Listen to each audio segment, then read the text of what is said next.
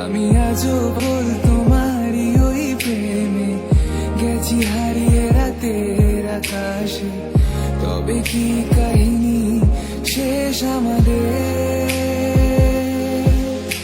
আমি ভাবি যদি আবার ছুতে পারতাম তোমাকে, সত্যি বা স্বপ্নই হোক এ দূরত্ব শেষ হয়ে যেত যে।